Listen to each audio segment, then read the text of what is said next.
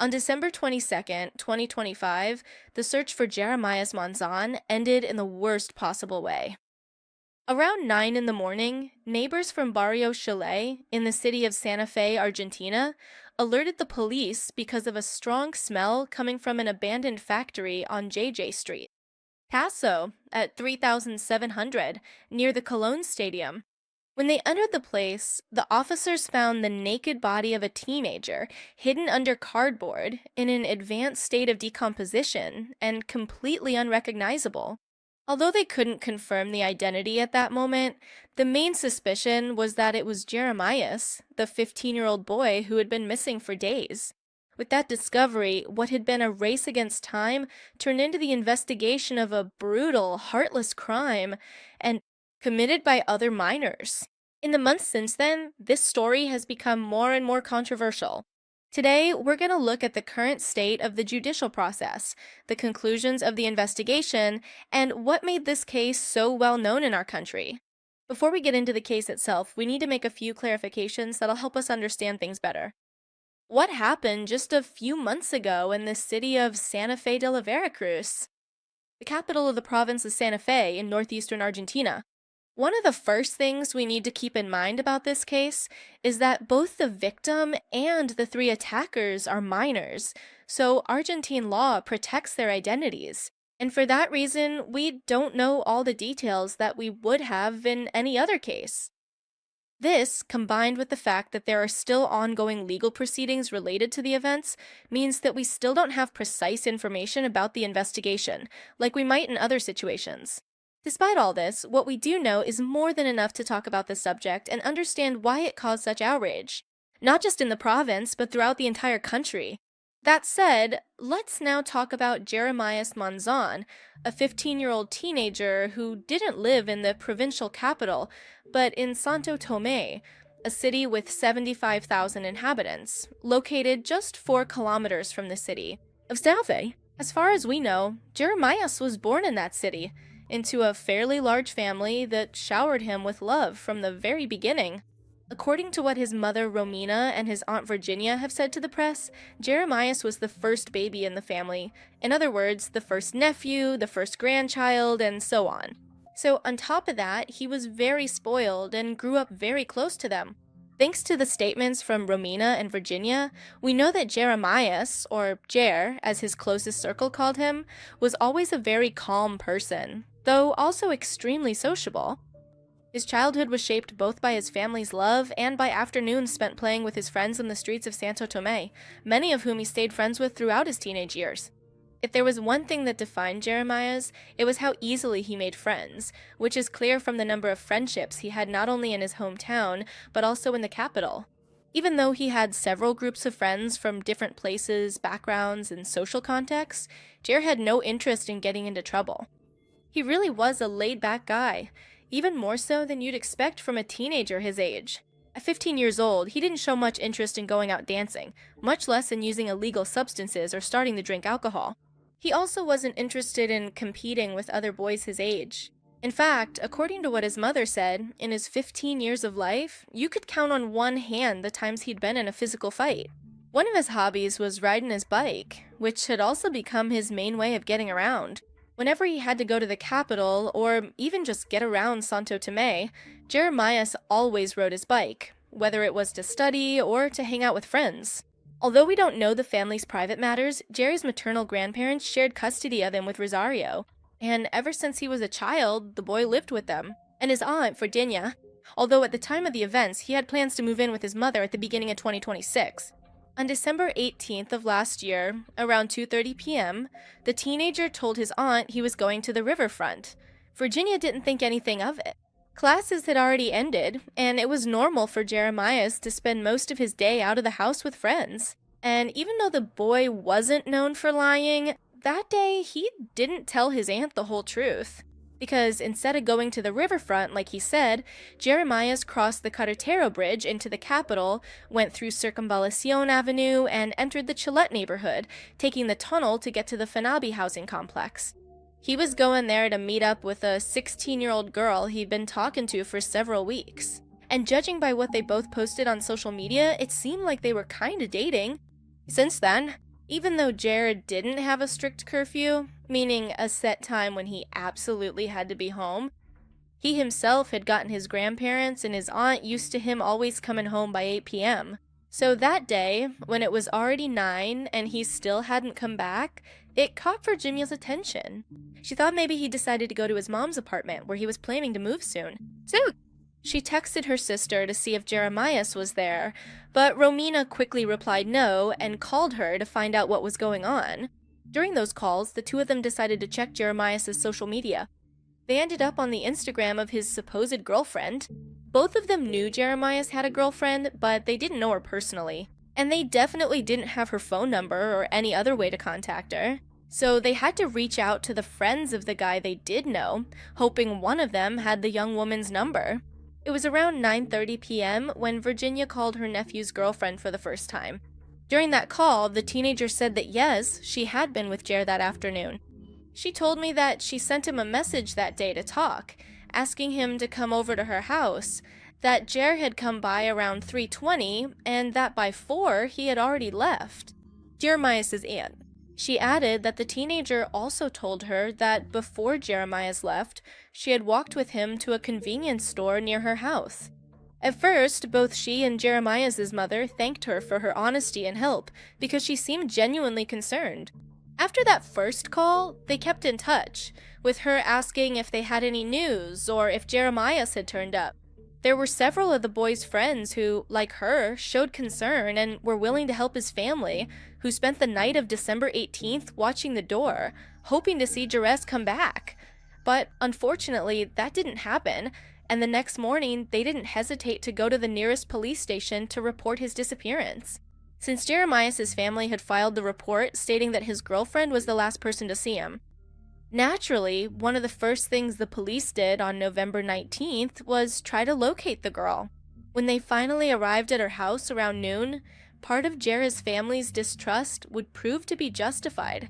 She told them that Jeremias was no longer her boyfriend, but was seeing another girl. That same day, she also told the young man's family the same thing, and because of that, they also started to doubt her testimony. She also told the police that, although she was still talking to Jeremias, one of her friends had told her that the boy had abused her and recorded it, using that video to blackmail and threaten her, even giving the name of the supposed victim. Finally, she admitted to having seen him the day before and spending less than an hour with him, accompanying him to a nearby convenience store. With those statements, the detectives left her house with several leads to investigate, such as contacting the girl whom Jeremias had supposedly abused, and, of course, to find out if anyone had seen the boy or the route he took after going to the convenience store with his supposed ex-girlfriend, whom we will refer to from this point on as M.A. What's interesting is that she mentioned a video used for extortion, a detail that became important mainly because of how ironic it turned out to be. Although the police investigation had already officially begun, Jeremias' family didn't wait for them to do all the work. Instead, they kept searching for the boy themselves, with the help of neighbors, acquaintances, and even several social organizations that shared Jer's photos and information. Meanwhile, the police focused on finding the supposed victim of the boy. The truth is that although some time was spent following the lead that the girlfriend had given the authorities, it didn't take them long to realize that Jeremias' supposed victim didn't actually exist. This meant the girl had lied to them, which only increased their suspicions about her. So, focused on determining whether the story she had told them was also a lie or not, the next 72 hours became a joint effort between the authorities and the boy's family to find him. In an attempt to corroborate the young woman's story, the investigators retraced the route she supposedly took with the boy. Between 3 o'clock and 3:20, they arrived at the kiosk, the one she had accompanied him to. When they realized the store had security cameras, they immediately requested to review the footage from the afternoon of December 18th. When they analyzed the tapes, they saw Jeremias wearing a black t-shirt and his girlfriend, wearing an orange one, walking down Pietrina Street toward JJ. Paso, an area where there was an abandoned factory, and also the club's soccer field. The footage itself wasn't necessarily incriminating, but the time it was recorded showed that, once again, she wasn't telling the truth. Because instead of being after 3:20 p.m., the time when Jera supposedly arrived at his grandmother's house, the images of them walking were actually captured at 3:06 p.m. 47 minutes later, she was caught by the same camera again, walking in the opposite direction, that is, toward her house, with two other guys, but without Jeremias. In an attempt to identify them, the officers went back and reviewed the footage from the beginning and discovered that those two teenagers had been recorded, walking in the same direction along Petrina 10 minutes before Jeremias and the girl did. What at first had seemed like a coincidence was quickly classified as audio-visual evidence. Because after passing by for the first time in the direction of the girlfriend's house, with her, the group could be seen, making the trip back toward JJ Paso, which left everyone wondering where they were going, why they went back and forth, and why Jeremias hadn't returned with them, or at least hadn't been caught by the cameras on the way back. Although at first the hypothesis was considered that Jeremias might have run away with his girlfriend, that theory had already been ruled out. And before they could identify the other two men who had been seen with her, or answer, at least, any of the dozens of questions about the boy's whereabouts, on Monday, December 22nd, a call came in. It changed the course of the investigation and shattered the hopes of everyone who had been searching for Jeremias. The call was made by some neighbors who lived near the entrances to the Chalet neighborhood and close to the Cologne Stadium. They called because those who lived closest to the abandoned factory, located at 3700 J Street, for several days, those living nearby had noticed a very unpleasant smell coming from inside. When the police arrived and began to inspect the place, they encountered an incredibly gruesome scene. In one of the abandoned rooms of the factory, under several pieces of cardboard, they found the naked body of a boy in an advanced state of decomposition. Although they couldn't confirm it, because the body was unrecognizable and he wasn't wearing any clothes, the police suspected it was Jeremias. And immediately after transferring the body to the judicial morgue, Romina was asked to identify her son. But the woman was unable to confirm with certainty that it was him. This is something that can be common in situations like this. Not just because of the condition of the body, but also because families can be in shock. Also, and this is a small detail, in Santa Fe it gets incredibly hot. And at that time of year, in December, it's even worse. So, decomposition, obviously, would happen much faster. The forensic officials from the Santa Fe police, therefore, had to add to the autopsy that was going to be performed on the body a DNA analysis to verify and be completely sure of the identity of the body. If there's one thing we have to highlight about this case, it's that the Santa Fe police acted quickly and efficiently. That same day, December 22nd, while some police officers were searching the place where the body had been found, the forensic team performed the autopsy and shared the results. A few hours later, it was determined that the boy had been brutally beaten, but the cause of death was not the blows, but rather the more than 20 stab wounds he had in the chest area, and that they had been inflicted with two different sharp objects, a knife and a metal object like a screwdriver, which suggested that the attack had been carried out by at least two people. To this information was added the sad confirmation that the victim was, in fact, Jeremías Monzón. During the search of the abandoned factory, the police were able to find the murder weapons and some of the accessories Jeremias was wearing at the time he disappeared, like a chain and a couple of rings. However, his clothes, just like his bicycle, were still missing. More and more convinced by the hypothesis that the girl had been involved in Jeremias' murder, at the very least by taking him to the area where the crime was committed, the next day, the Santa Fe police showed up at her house to arrest her and carry out a search warrant. At the scene, they seized the teenager's phone in hopes of finding some clue about who had been involved in the boy's murder and how it had been carried out. When they checked Emmy's cell phone, the police found much more than they expected. Through the chats, it was determined that the girl hadn't acted alone, but had been helped by the other two boys who had been caught on camera in JJ. He walked by 10 minutes before she passed by in the same direction with Jeremias and with the same people she was later seen returning home with. However, what surprised the investigators the most, were the messages the teenager had exchanged with his mother that very afternoon when everything happened. Although the content of the messages was not made public, according to what the prosecutor on the case, Francisco Cicchini, stated publicly, they suggested that the adult had helped her daughter after the murder of Jeremías. Thanks to the messages, they were able to find out that the group of teenagers and Amea's mother had arranged to meet a little later on Rodriguez Street. And even though the messages didn't clarify much more, they helped the police decide to look for security cameras in that area that would allow them to see the meeting. Neither this nor identifying the other 2 kids who had participated in the homicide was easy. Over the next 2 days, the police put all their efforts into achieving both things, while Jeremías' family, his friends, and the general population of Santa Fe began organizing marches in memory of the victim. Unlike other cases we've seen, the demand wasn't directed at the police, but at those responsible who still hadn't been identified, asking them to turn themselves in, while also calling on the national government for at least a review of the age of criminal responsibility law. What none of those present could have imagined was that one of the people responsible for killing Jeremías was marching alongside them. Not because he felt remorse, but because he found the situation amusing after Christmas. The police managed to find a security recording that showed how the girlfriend and her 2 accomplices had met up with the girl's mother at 4:55 p.m. In the video, you can see the teenage girl running to meet her mother and hugging her happily. The group of kids is excited and enthusiastic, as if something really great had just happened to them.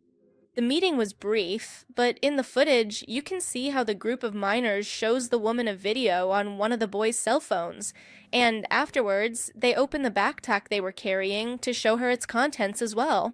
After that, you can clearly see the mother pointing in a direction and seeming to give them a series of instructions.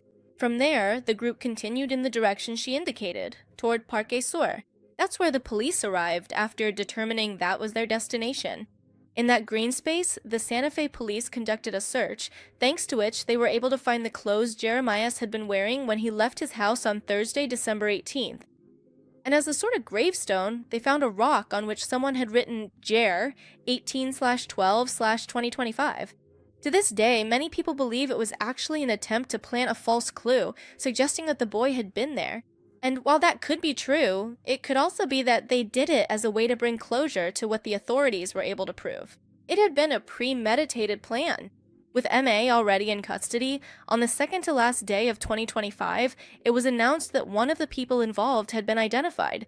It was LRP, a boy who, being only 14 years old, could not be charged, since, according to Argentine law, no one under 16 can be convicted or receive a sentence, but instead is placed under the care of the Provincial Office for Children, in which the crime was committed. From what we know, LRP had told his mother what he did the day before, and it was she who made him turn himself in to the police, clearly. Even though they couldn't arrest him, they did keep his cell phone, where they made a discovery that disturbed more than one person. On the boy's phone, they found the 4-minute video that he had shown to Amea's mother. It was a recording of the attack. In it, you could clearly hear the young woman encouraging them, while filming the other 2 as they beat and stabbed Jeremías. You could see the 2 of them killing the boy in the video. The worst part is that, proud of what they had done, they sent that video to several people via WhatsApp and Telegram, causing it to go viral and reach the media.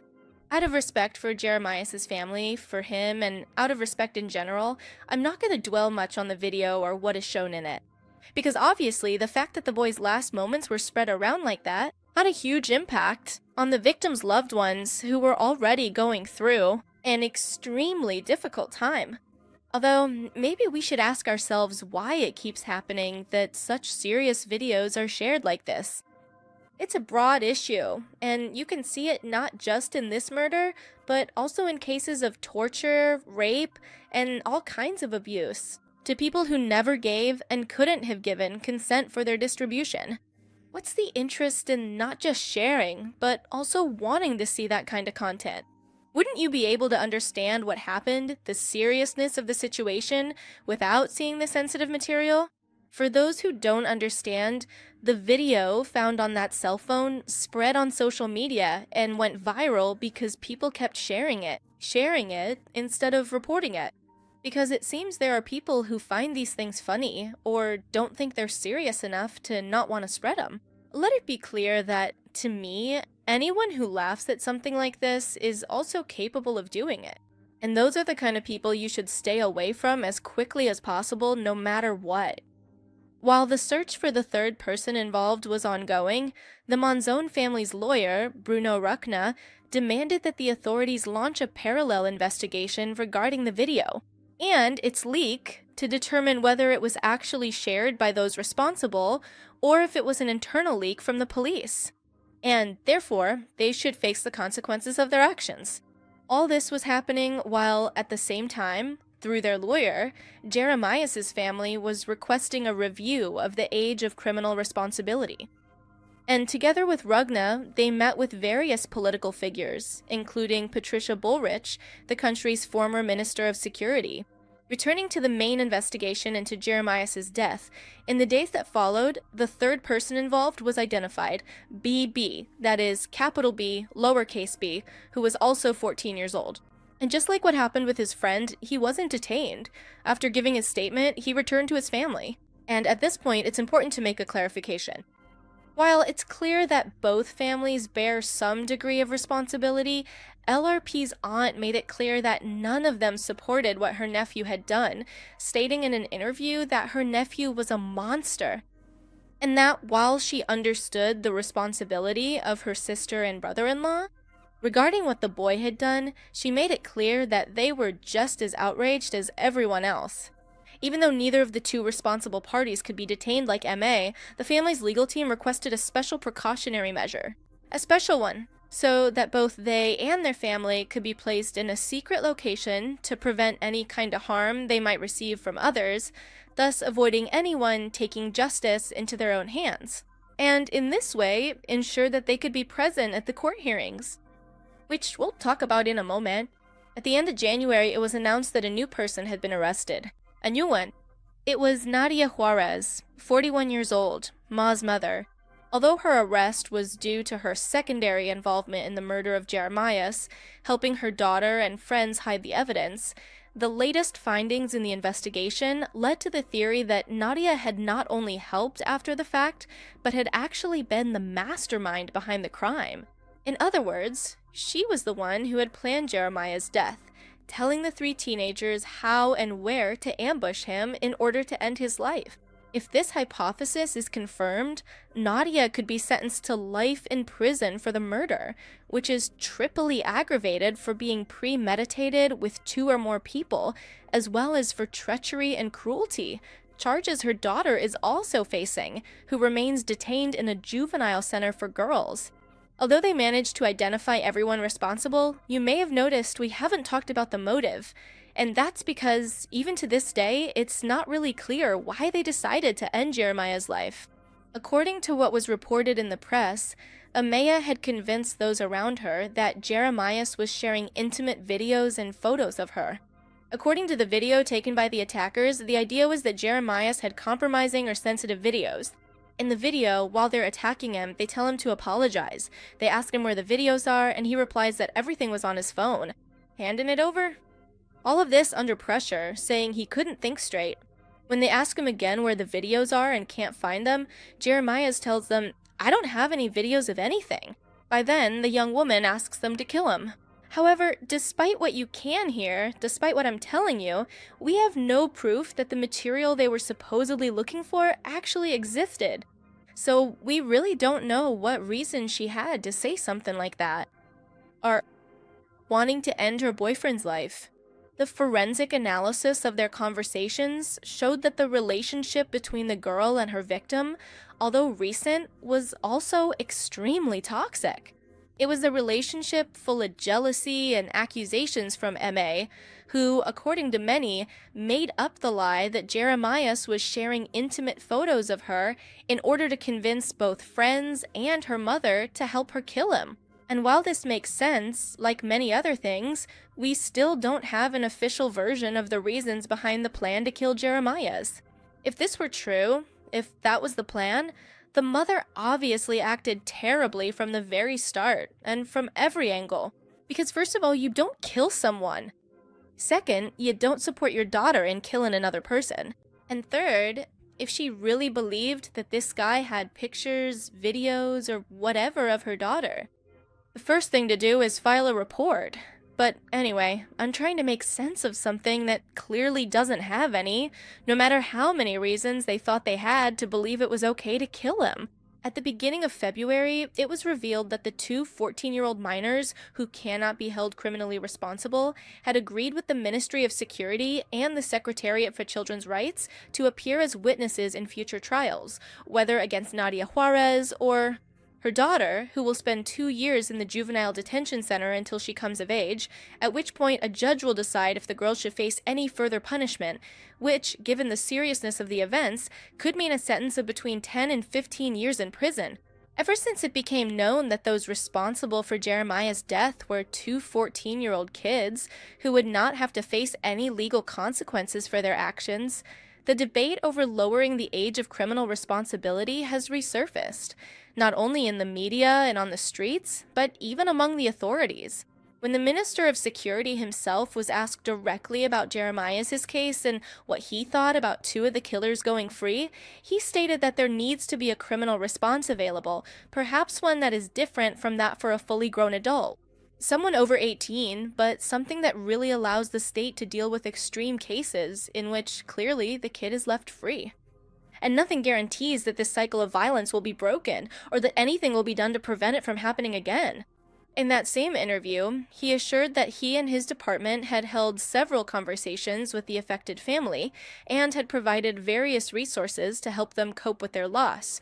But he admitted that it wasn't enough, something that Jeremiah's own mother had already said at a press conference. Both Romina, as well as the rest of her family and the legal team representing them, held meetings with various politicians. Patricia Bullrich, now a senator, was one of them. She strongly supported the Monzón family's request to push for a change in the juvenile criminal system, focusing on lowering the age of criminal responsibility. 2 years, lowering the age of criminal responsibility from 16 to 14. The bill was introduced at the end of January in the Senate by the ruling party, that is to say, by the political force that currently governs Argentina, and it was discussed for the first time in the Senate on Thursday, February 12, 2026, receiving 149 votes in favor and 100 against. Among the proposed changes is not only the lowering of the age of criminal responsibility, but also other measures, such as establishing a maximum sentence of 15 years for serious crimes like abuse, homicide, and robbery, especially violent ones or kidnappings. At the same time, the possibility of alternative sentences or penalties is being considered for those crimes that carry a lesser sentence, up to 10 years, which could include community service, electronic monitoring, various prohibitions such as driving or approaching their victim, among others. The new juvenile criminal system emphasizes the creation of specialized institutions where convicted minors are guaranteed access to certain things. Things like education, medical care, and addiction treatment, if necessary. Those who oppose this change criticize it for lacking a comprehensive approach. In other words, it doesn't address why minors relapse into addiction or commit criminal acts. It doesn't propose providing tools for kids in critical situations that could push them into those circumstances. Instead, it aims to remove these kids from society and isolate them even further. While the senators argued their different positions, Jeremiah's family, among others, watched the session from the balconies of Congress. When it ended, Romina, Jeremiah's mother, spoke to the press. "This is going to be a legacy from our children so that it keeps happening to us."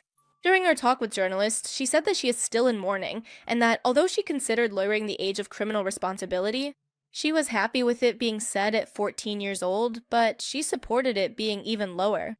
She ended her statement by saying, "They talk so much about the social reintegration of people who chose to murder, who chose to kill, who chose to go out and steal. And who talks about the social reintegration of the victims?" And whether we agree or not with lowering the age of criminal responsibility, it's impossible not to see her point in that regard. But this is a social issue. It's very painful, and little thought is given beyond the reintegration or proper treatment of these people, when the best thing would be to prevent all of this in the first place. Attention shouldn't only come once they've committed a crime. There should be support much earlier. We can lock up all the juvenile offenders, and then the same thing will keep happening. One way or another, they're gonna reoffend, whether it's inside prison or outside. With the same attention that's being given to lowering the age of criminal responsibility, we should be discussing providing the right tools in schools and neighborhoods across the country to investigate why these things happen and to prevent these behaviors.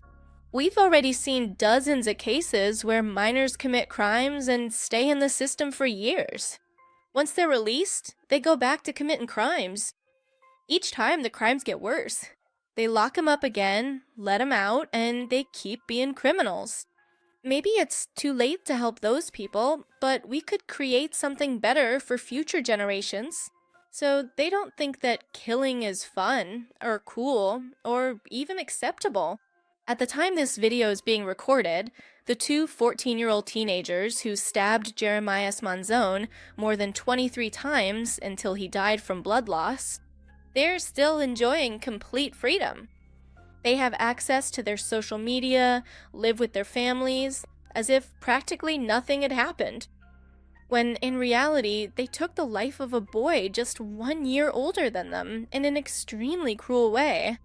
Romina and her family have to face the loss of Jeremías, who had his whole life ahead of him, while the ones responsible face no consequences, and they'll get to experience all the things they took away from Jeremías. Will they ever realize what they've done or be able to pay for the harm they've caused? I don't know. We're still waiting to see. Well, the justice system say. So that's where we wrap up the case of Jeremías Monzón. Honestly, there's not much more to add at this point. And since there are so many minors involved, it's a really tough subject. It's a topic that's obviously protected by Argentine law, and people have kind of stopped talking about it. Honestly, people have stopped talking about it a bit. I think the last update, the biggest, most recent update, was 3 weeks ago from when I'm recording this video. Maybe by the time we've finished editing it. Maybe by the time it's released. We'll see. There might be another update. Still, for sure. I'll probably have to wait a lot longer until something really important happens. But anyway, tell me, what do y'all think? Let me know down in the comments. People who have been watching this channel for many years, or who have spent years watching true crime in general, or following cases, or people who have actually studied these topics, must have seen plenty of other cases of underage killers all over the world. And there's something that keeps happening, something I keep seeing, and that's been going on for the past 60 years. I mean, it's not new, it's not just in our country, it's got nothing to do with that, okay?